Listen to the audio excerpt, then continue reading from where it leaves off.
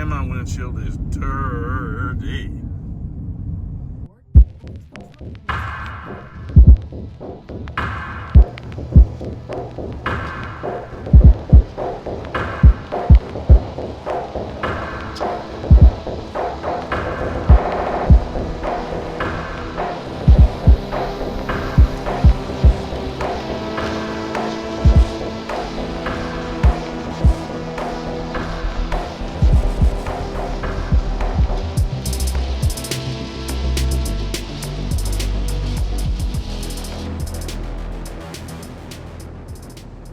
So I've got some mental notes for this, which is the road to Dawson City from Eagle Plains. For the majority of the time, and it takes about 6 hours, but for the majority of the time, it's like this. It's just kind of boring. There's not much to look at. You do cross over a couple of really large rivers that the bridges are very narrow, and there's not much to stop and look at, I should say. I mean, I can see why this is somewhat of a tourist destination and not one at all, because there's nobody in the world. I mean, you wouldn't want to bring your kids on this road because they would go bananas, I guess. But part of the road, I think, because it gets so cold up here that they have to do work on it when they can, and there's quite a bit of road construction.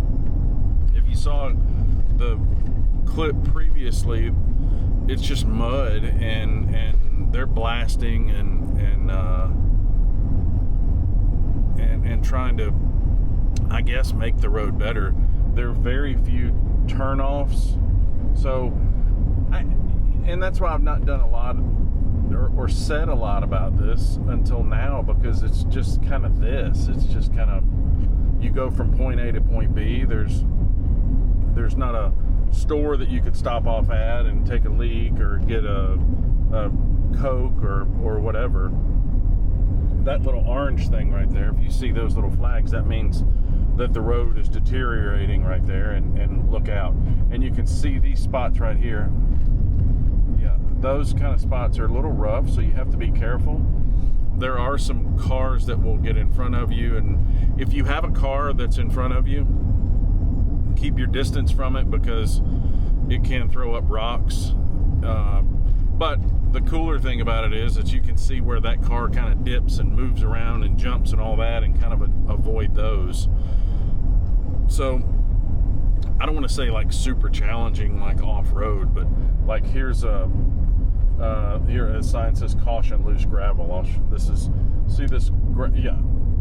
just kind of rough right here.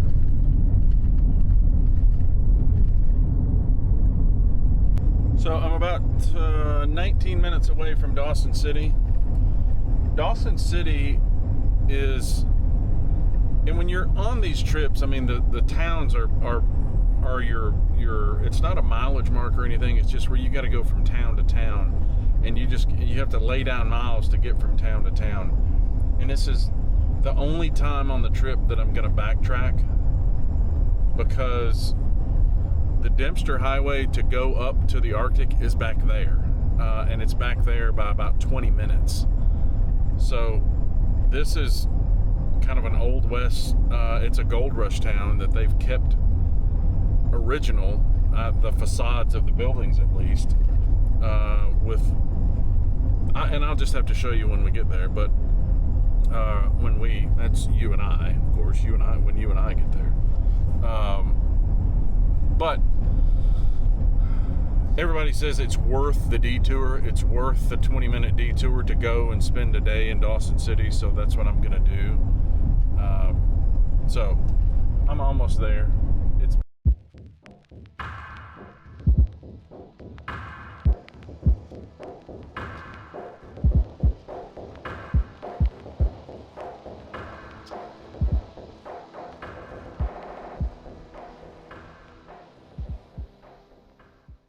This is the Gold Rush campground in Dawson City. I'm right here, kind of in the middle of everything, but there's the main office and showers and everything. And these are powered sites. I'm in the back there, in a dry campsite.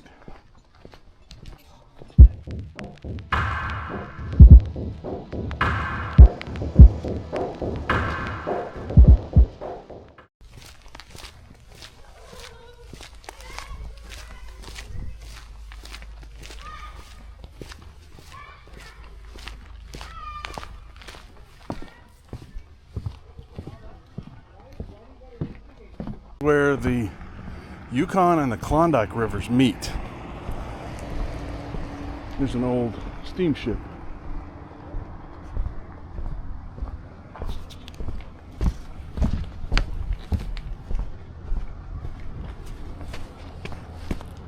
Check this out.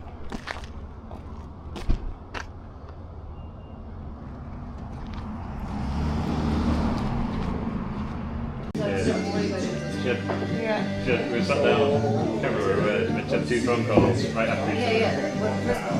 I never called her. It was like, and then I was like, oh, maybe she's not gonna answer. She's not gonna come out for work early. I was like, oh. And then, like, literally an hour ago, we were just like hanging out at the Jumbo Gym. So we'll have it early. We'll get out.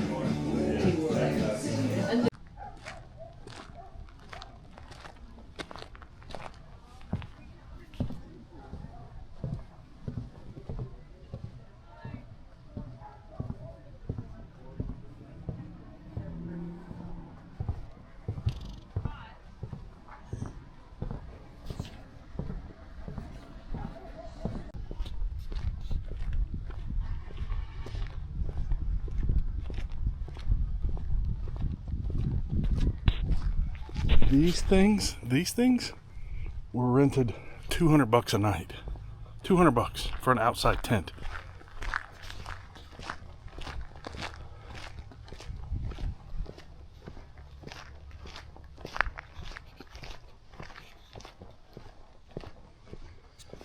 And all the streets are dirt, and they've stayed that way because of the snow and the ice and stuff, so they just don't even pave them.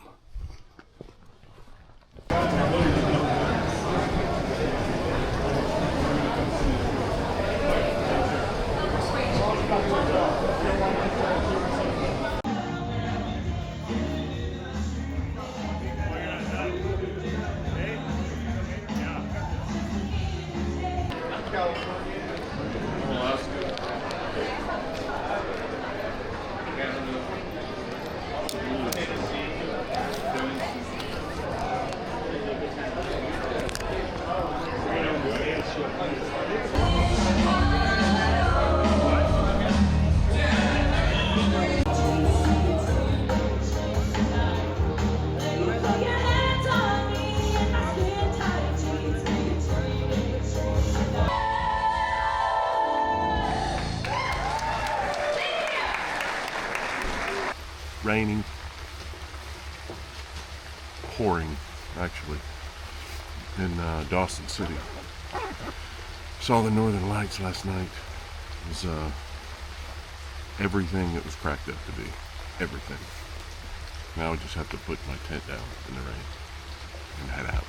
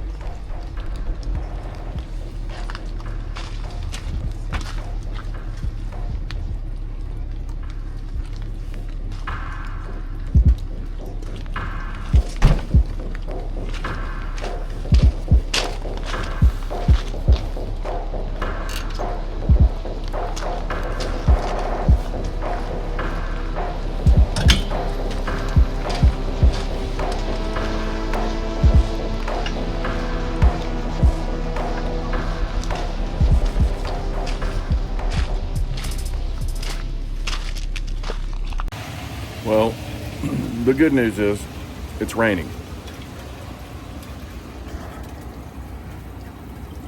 The bad news is it's muddy. I'm fueling up here a tasty $6 a gallon. I'm off to Eagle Plains today, which is halfway between here and New.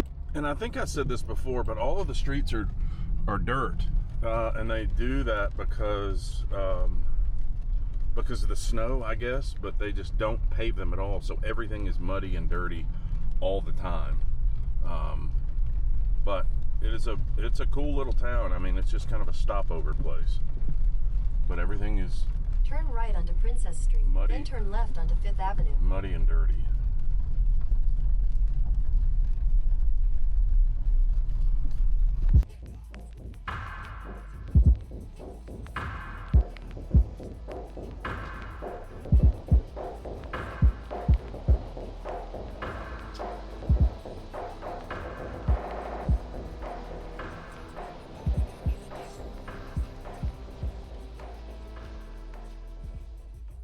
All the prep is up to now.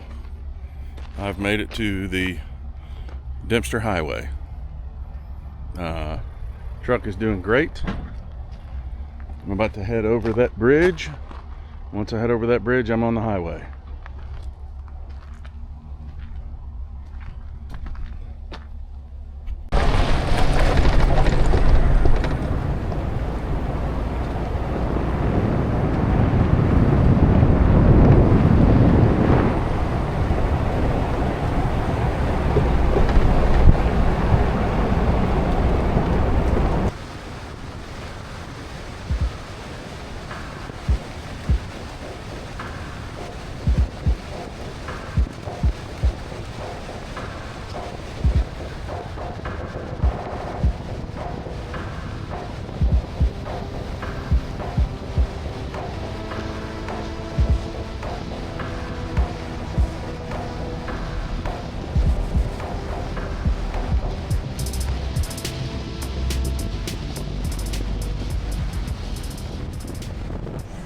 I think the road is under construction a lot. I think it would have to be.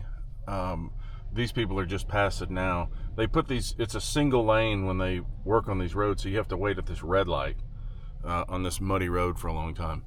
It's absolutely beautiful. Picked the perfect time. There's no mosquitoes, and the leaves are changing, or I mean, you can tell it's super yellow.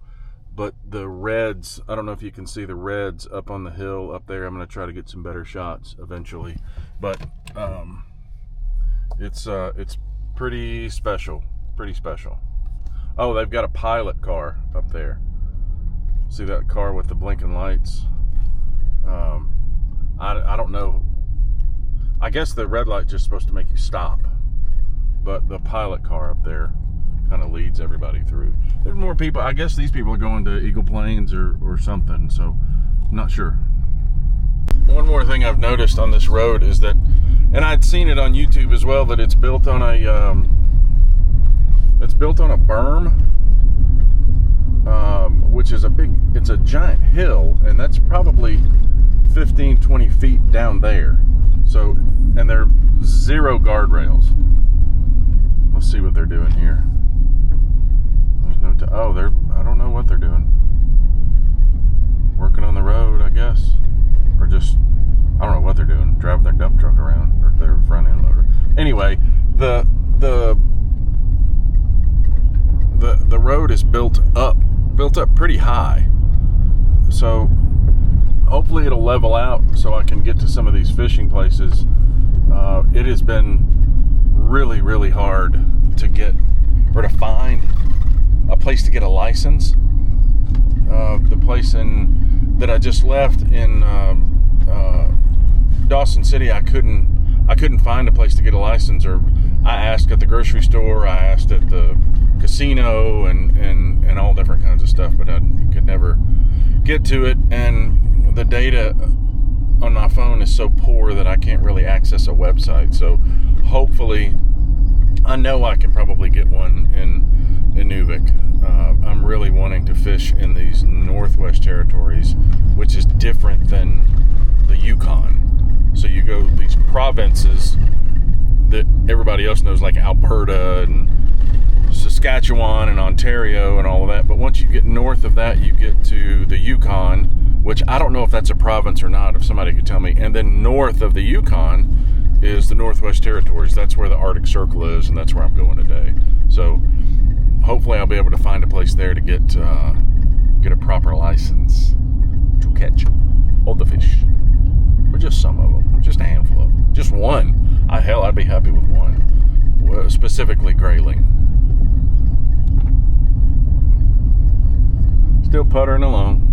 Yeah, but that's beautiful over there.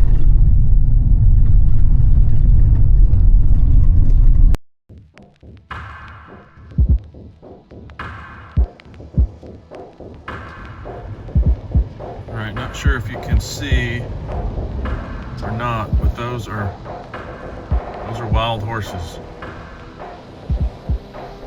Go ahead and sing the Rolling Stones song.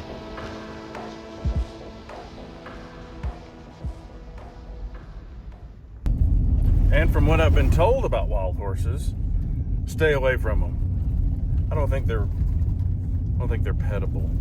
The locals said the things that you have to watch out for are grizzly bears, moose, and horses, which is weird because I think horses are domesticated, but they're not. Apparently they will kick the shit out of you, or bite you, or chase you, or stomp you, or however a horse can hurt you. I'm sure that's what they do. So I'm avoiding the horses. So I know I'm doing stuff from the car, and I'm not doing that intentionally. I just sometimes I get excited and I forget. I'm at the Tombstone Park Interpretive Center. So I can show you right here.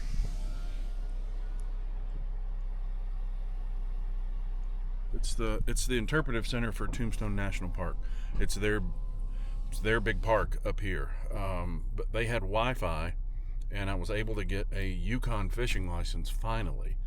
You have to register and get a government number and all kinds of stuff. So if you plan on coming up here and doing any fishing in the Yukon, do that at home before you come up here.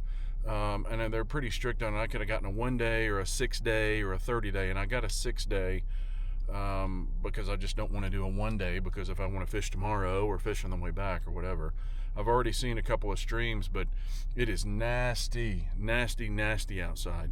So I'd like to throw up the drone, but you just can't right now. I mean, you can see the fog hanging around in the mountains. It's beautiful. I just wish that I had more outside stuff to show you right now, but it's coming. I'm fairly certain.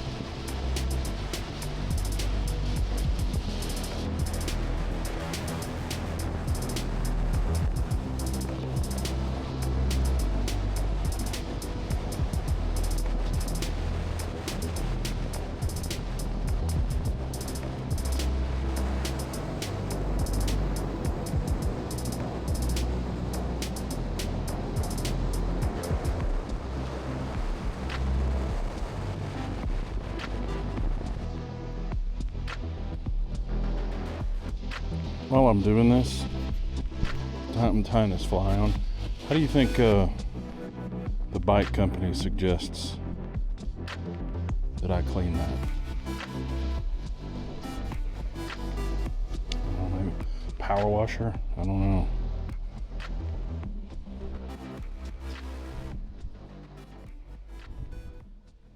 So, just to update, I'm about, I'd say 100 miles, or not 100 miles, 100 kilometers from Eagle Plains. And I'm stopping for the night. I did stop to do some fishing. I saw a bunch of grayling. They were pretty small, and they were more or less in it was a pond, lake kind of thing, but the water was moving, so the bait would drift over to them, but they just weren't eating what I was throwing, and they were kind of spookish a little bit, I should say. A guy from Minnesota stopped and we talked for a minute. He said that he had caught a few further up north. Man, this road is unbelievable. That's what I was getting to. The road from, I don't know if you can, it's beautiful, don't get me wrong, but this road is like driving on cobblestones. In some sections it's really good, but look at this. You got to really look out for that stuff. And this has got a stabilizer on it, so you're not really seeing the stable unless you see me bump up and down. But he said that he said he's not a fly fisherman. Said he was catching them most with little rooster tails, just little lures, like a trout lure kind of thing. So I still want to catch one on the fly rod though.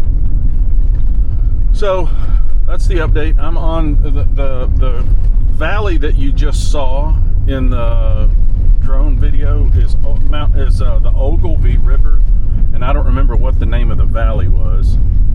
It's the one that's over those burnt trees. But man, this road is, it's terrible.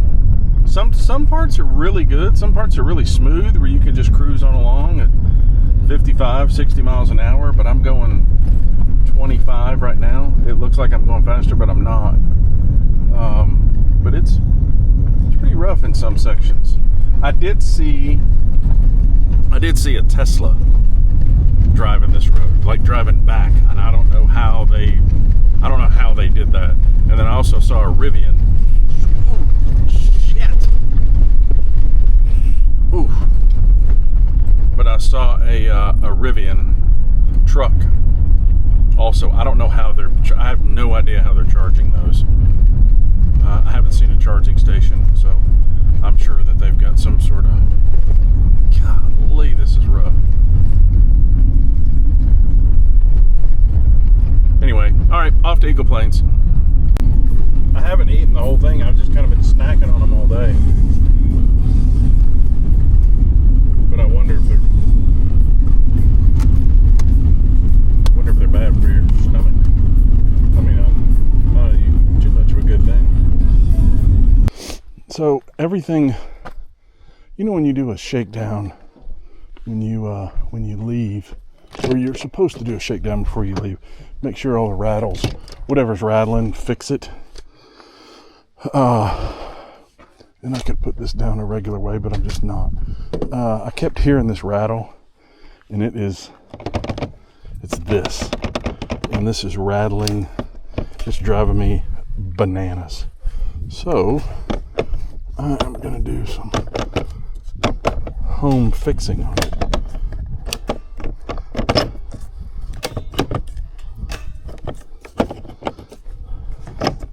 I can get it off. It's stuck with dust.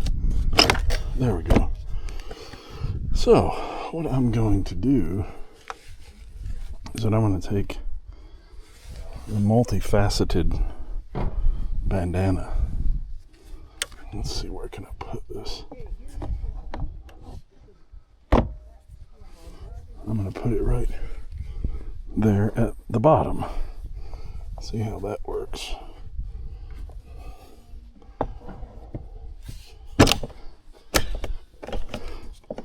No more rattle. No more rattle. Just have to deal with that for a little bit, but it's fine. And these decals have seen much better days. So that's that. Put this back.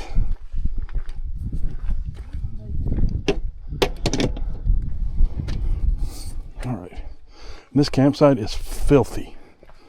If you're coming up here, don't stay here. It's the only way you can go. Because I have found old toilet paper, a bunch of junk back there, a picture frame or a door or something.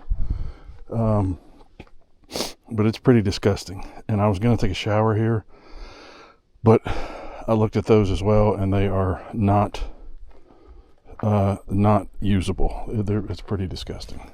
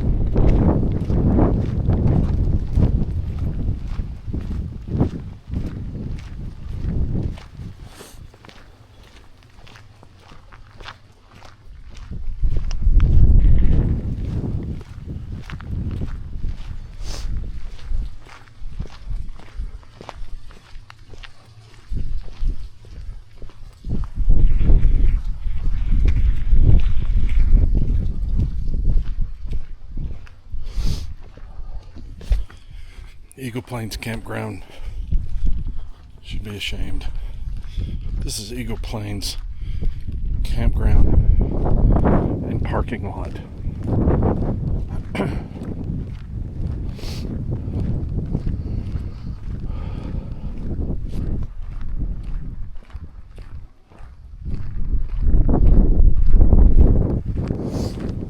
The only saving grace is they have free internet.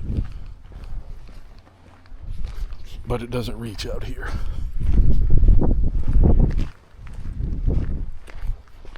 Blah, blah, blah, blah.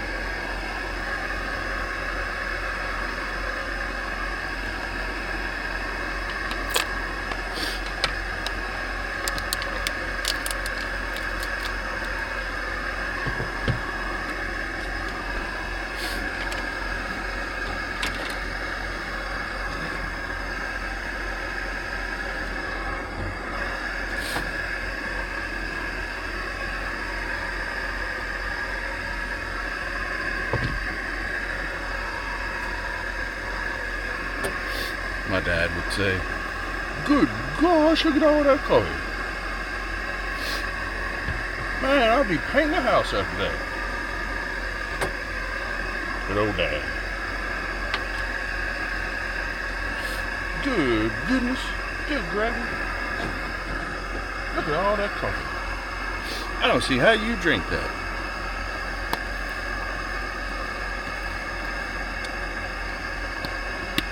Well, that's kind of a crappy lid for coffee. It'll just pop off.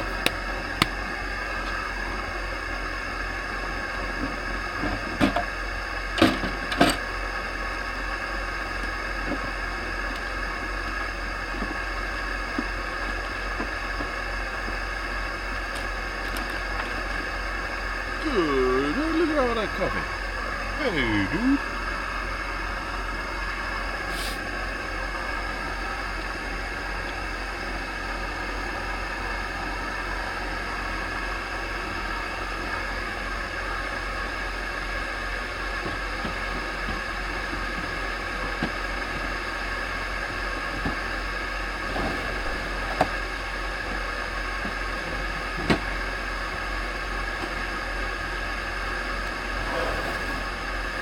These front runner boxes are really cool.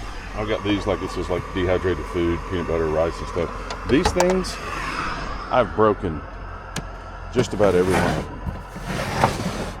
This one won't even work anymore. I've broken all of these off. I mean, they're good and stacky, but they don't latch really well.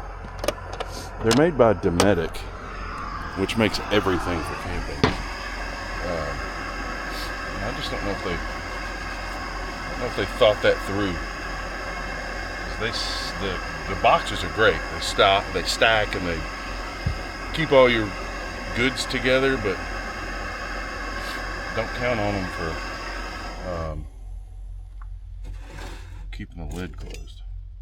This little thing is called an AeroPress, and it is, oh, it's so good.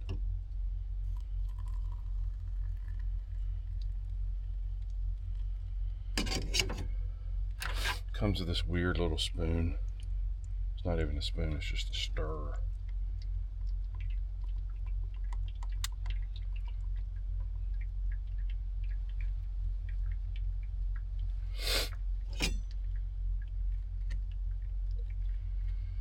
What you do is you have these, I'll show you in a second, you have these little filters, these little coffee filters that you put in the bottom of this plunge. And then you take this plunge and you make yourself a pot or a cup of French roast. I mean well, I guess it is French since the Canadians called coffee whatever that was. Put a little bit more water in there. Rinse off my weird spoon.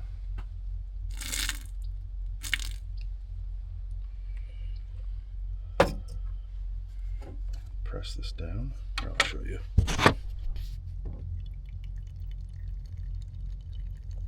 The coffee just comes out through that, and there, the little filter is in there, and then the coffee comes out. But it's all self-contained.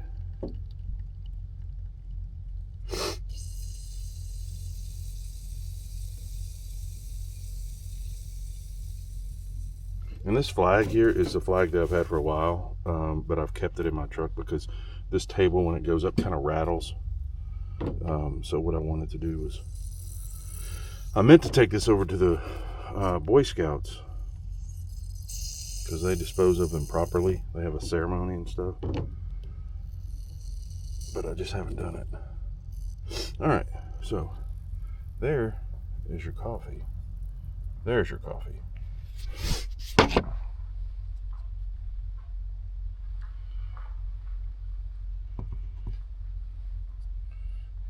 And then screw this out, and this little coffee brick is there. So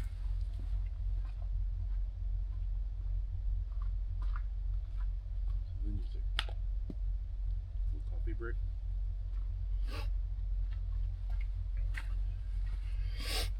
and then you put it all back together again. Too hot.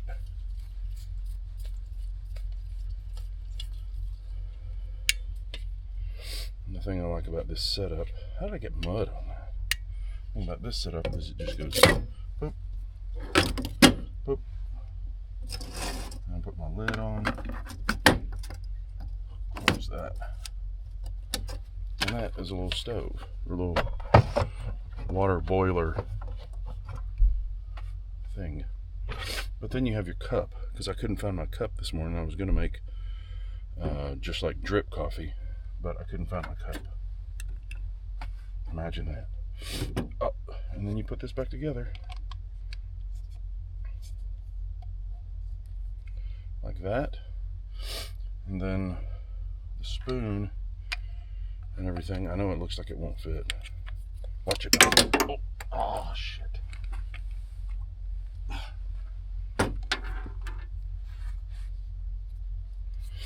And then the little spoon goes in there. And then all that slides back down in there, and it's got a little lid that pops right back on top. That's it. Coffee. See how we do it. Smells like I spoke French. Folgers. Good to the last. It's fine. I'll have a cafe latte, please. Yeah, just a latte. And a pumpkin muffin. Do you have pumpkin yet? No spice latte, just pumpkin. That's what I want. It'll be time for pumpkin when I get home. Maybe. No, I'll be home before pumpkin. Pumpkin spice latte's out though.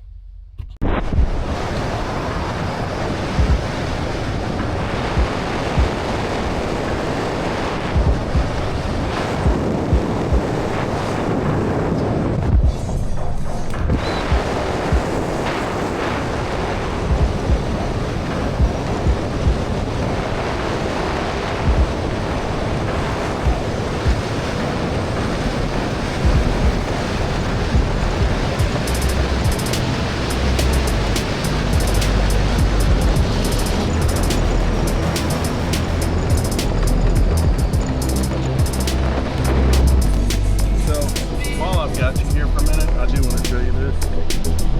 I thought I should be able to just go down there and go fishing, right? No, look at this.